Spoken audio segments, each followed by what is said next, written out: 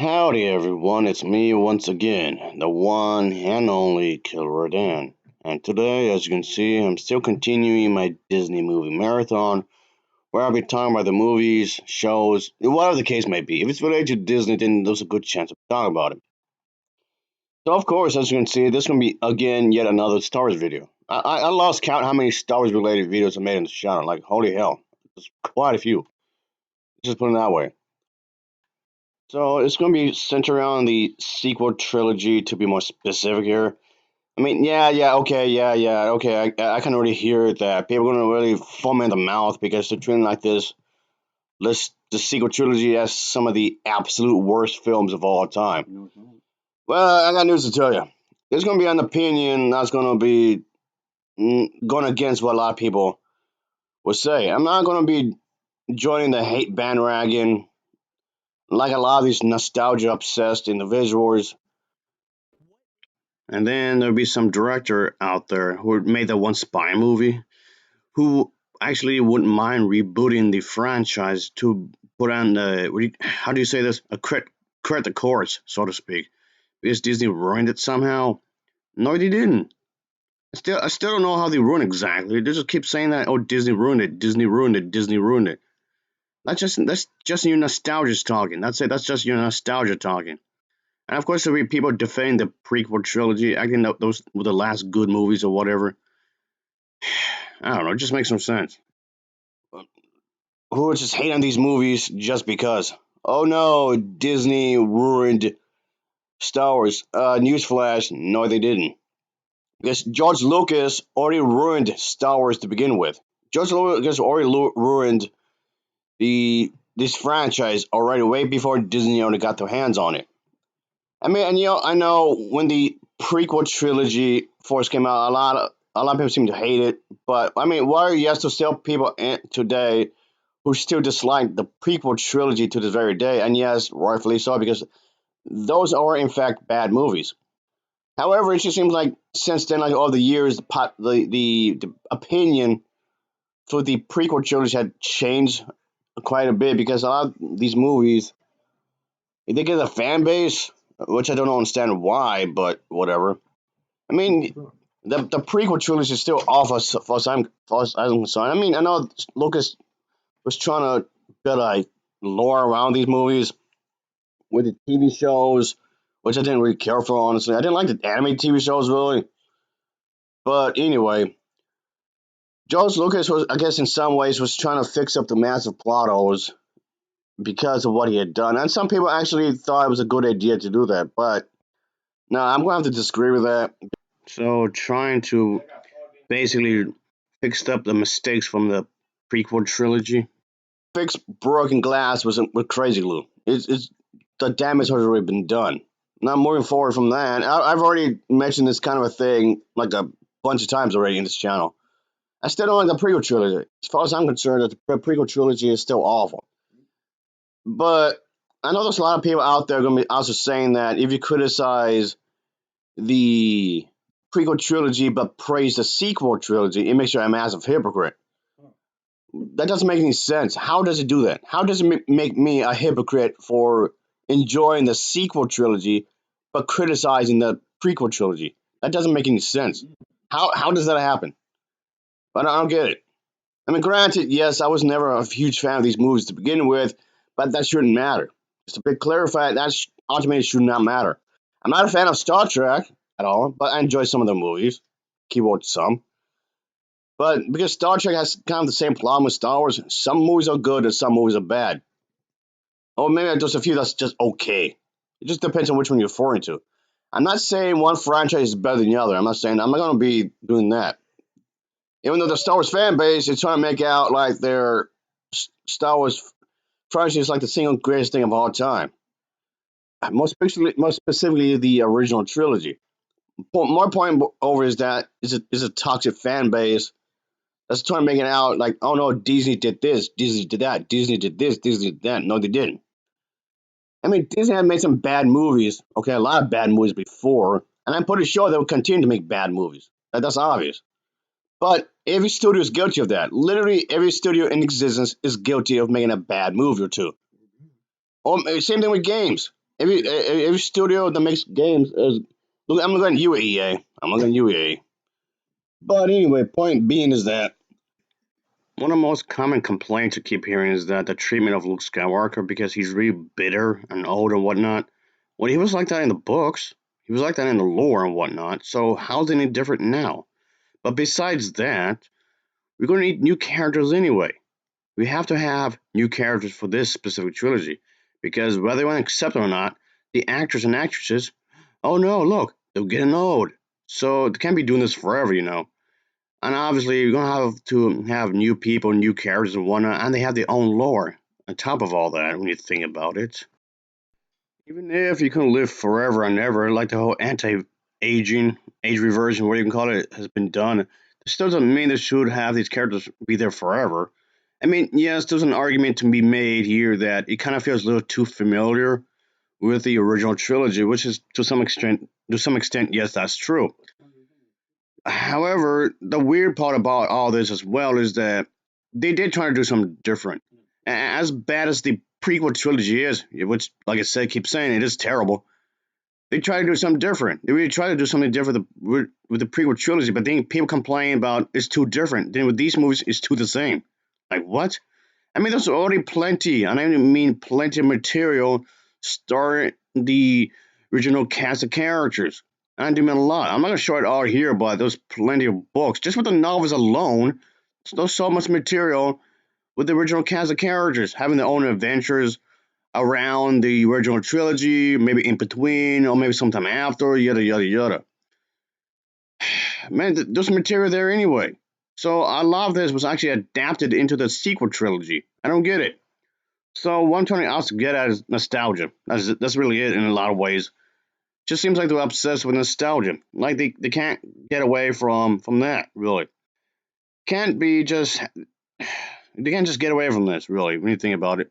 It's not healthy really when you think about it, because they're just obsessed with a certain time period of their of the past. Like their childhood and whatnot, like how the life itself is complicated now and whatnot. So it just seems like they just want to go back. And these movies makes them feel all comfortable and whatnot. It's ridiculous, and they just put so much emotional state within a specific era or maybe a specific frame, as you can say, and just choose to idolize that specific time period and just trying to remember that specific type of happiness at the maybe at the park or maybe sometime of the childhood or what have you. And maybe it could be even, I guess in this case, movies, I suppose. It could be with items as well when you think about it. I mean, yes, of course, toys and whatnot will be kept even today as a form just to remember the good old days. I mean, okay, don't, before anyone gets on my case, before anyone starts getting mad here, I'm not saying you can't collect toys, okay? Like specific kind of toys. If you want to, sure, that's fine. That in itself is fine. Same thing with gaming. You want to collect specific gaming, that alone isn't bad either. Just throwing it out there. Sure, whatever. But just want to stay in a certain period forever and ever and ever because somehow everything was better back then. And nowadays, everything's far too complicated. Everything's chaotic, because of politics or religion. I don't know, like a number of different things. You do have to grow, mentally speaking. Give me a break. Because there's this thing called, I don't know, stagnation. Oh boy, it's ridiculous. It just seems like the Star Wars fan base is obsessed with nostalgia. The the character Ray is not a Mary Sue and whatnot, and she's not perfect. Okay, she gets impatient, she gets angry a lot of the time, and she's not exactly like she didn't learn how to do the lifesaver thing like super immediate, like a lot of people seem to think. I know there's the whole thing with the force powers or whatever. I mean, okay, there's some people that were learned about their force abilities a lot more quicker than others, which does make sense when you think about it. Because in real life, look at people in real life when it comes to schools. Those students, whether it's in middle school or high school, whatever, well, or even college, yeah, there are people that will learn faster about a certain subject matter, regardless of what that is, faster than others. That kind of thing does happen. But anyway, Okay, this seems sort of contradictory anyway to begin with, because if you look at the original trilogy, the original trilogy, if you don't pay attention to the lore, Luke Skywalker learned pretty fast, didn't he? You didn't say nothing about that. And now who's been a hypocrite? And but it still seems stupid. Even if people do mention that, it still seems pretty stupid. If you want to bring that into the argument, and even if you're trying to justify it, the length of time that Luke Skywalker learned, even if you're trying to justify it, it still seems pretty dumb because he just seems to want to pick and choose who they want to get mad at. And it just seems like they're just stuck in the past. That's about it. It just seems they're stuck in the past. They're obsessed with the past, how things are good back then, and everything and anything since then is terrible. They're just obsessed with the past, and that's it. They just miss how things were back then. Or even look at the character of Anakin Skywalker when he was a little kid in the first film, Episode One of Phantom Menace, which I found incredibly boring, by the way. Okay, that aside, my opinion of that movie, that aside, he was a slave, but he bailed out to, yeah, CP3, yeah, CP3, and then he fixed up the pod racing thing. Then he was this. He was like 80 different things, 80, 90, 100 different things all at the same time. And he was only like, what, 9 years old? How does he have time to do all of this? Yeah, and yet he was extremely insanely good at everything. Isn't that like the male version of a Mary Sue? Man, just and at the same time, and not just that, he was good at it, all those things, all at the same time. It's not that he gradually learned a few things here and there, and a lot of these things contradict each other. So I don't get it. But anyway, just bottom line, this is one thing. They just a lot of people just don't want to move past the past. As little kids, they have this sense of comfort. They don't have responsibilities. They don't have to take care of their own kids. Somebody actually had kids right now. They're like maybe in their late 30s or maybe somewhere in the 40s, and life is tough. Life is tough, and things get rather complicated because as life would obviously. So there's that. Jesus Christ, this is mainly this is weird. Like I said, I like the sequel trilogy. I mean, don't get me wrong. The sequel trilogy from Disney, they're not perfect, okay? Yes, they are flawed. Yes, they are. But and a lot of people like to point this and this out, like how flawed they are. Well, I can do the same thing with the original trilogy. The original trilogy is actually very, very flawed as well. The only Star Wars movie that's considered to be the greatest one that was like nearly perfect would be The Empire Strikes Back. The Empire Strikes Back is probably the only Star Wars film that's deemed as nearly perfect. As for the other, maybe along with maybe what's the other one? Oh yes, Rogue One. Maybe a close second contender, I guess, to that movie. But anyway, all the other movies of Star Wars got a very mixed response. Really, some people didn't like the episode 4, A New Hope. So a lot of people thought it was a bad movie. Same thing with Return of the Jedi. A lot of people did not like Return of the Jedi either. A lot of people out there to this very day who still didn't like Episode 1 or Episode 2. But there's some people who did enjoy Episode 3, Revenge of the Sith, even though that's technically is a bad movie. So I mean, those are of course the two Ewok movies that were made. The two Ewok movies that were made from way back when. While those are bad movies, that did get some good reviews. I know it's a animated Star Wars movie that was pretty bad, but they got some good reviews. So it makes a mixed response for a lot of the other movies, really. And as for the TV shows are also get a mixed bag as well. Really think about it.